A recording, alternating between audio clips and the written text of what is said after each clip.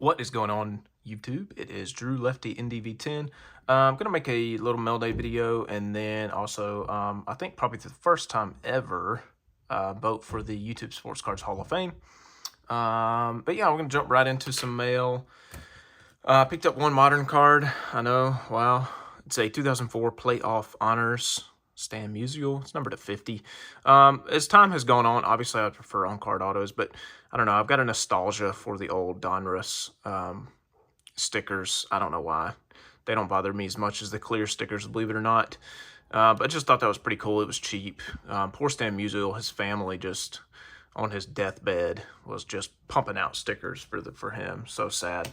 They pretty much ruined his autograph value doing that. You'll see cards for the next 50 years with stickers. There'll be a 2039 Topps insert card with a Stan Musial sticker auto from his family they put on there. So yeah, that was pretty cool.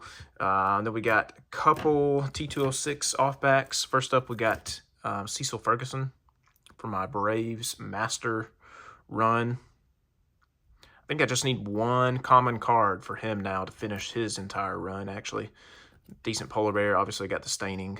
The polar bear sat directly on the tobacco. There was no like outer casing. It was just right there with it. Scrap tobacco. Pretty cool to have that. Then I got two really tough Tolstoy. These are both print group 2 subjects, and what that means is basically they were 350 only series. So a lot of times, like the Tolstoy and the print group 2 guys are just insanely tough. It's their toughest card outside of like Carolina Brights and a lot of examples, which both of these guys fall in the exact same print group and back combinations. They both come in Carolina Brights, EPDG, Polar Bear, and Tolstoy. And just looking at the pop reports for both of these, just to show you how tough these are, their toughest is Carolina Brights. There's 10 McLeans at PSA. I'm only referencing them just because it's easier to get to. And 5 Carolina Bright Cy Bargers. There is 18 EPDG McLeans, 23 EPDG Bargers, only 9 Tolstoy Barger, only 10 Tolstoy McLeans, and then Polar Bear is like 43 and like 28 or something. So really tough cards, both under 10. So I will send those out. Probably definitely a 1 on this. Hoping for a 2. It's got a little bit of wrinkles, but other than that, pretty nice card. Hoping for a 2 on the Barger. Probably a 1, maybe a 1.5. We'll see how SGC's feeling that day. But really cool. Glad to add those to my back run. I think I've got like 200-ish, a little over 200 unique T206 subject backs. And then last, I've been wanting one of these forever. This is an E90-1 Rebel Oaks. I love this card for many reasons. It's a tough card, and it's really gained popularity, the E90-1s. As of late that I've noticed some really tough short prints in that set. A, it's a beautiful card, but number 2, you don't see this very often. I can only think of like 5 or 6 cards that this is like ever done on, but his action extends past the border, which I love that really cool detail in this card. The Jerry Up is another example from E90-1 where he kind of extends past it, but I just love that little detail. Really cool, beautiful card. Love that. Happy to finally get one of those. Let's see. Next up, this was a Facebook win. I was out of town for work and saw this posted in one of the groups, and I was first to it. This card is ancient. This is an ancient holder. Holder's older than the card from 1910, but as you notice up there, it's Cy Young, obviously, bare hand shows, but PSA, back then, they didn't even delineate the backs. This is a Sovereign 350 back. It's about as good of a 1 as you can get. So I'm really happy to grab this. It was a really nice pickup.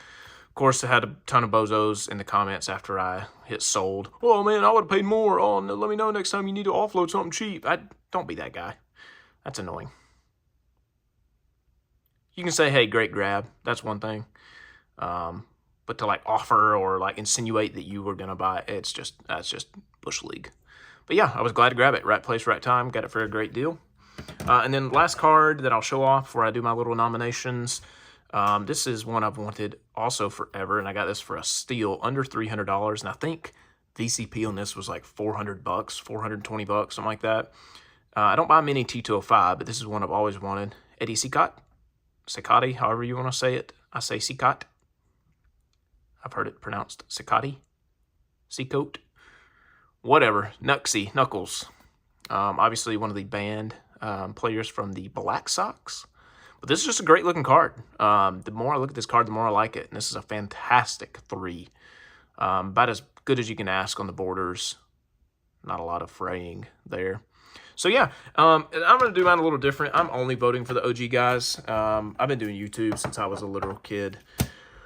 This isn't me like bragging at all, or anything like that. But YouTube in the beginning, like when I started, I think in like 2007, there were very few people. There are people on here who think it started in like 2020 when they started making videos.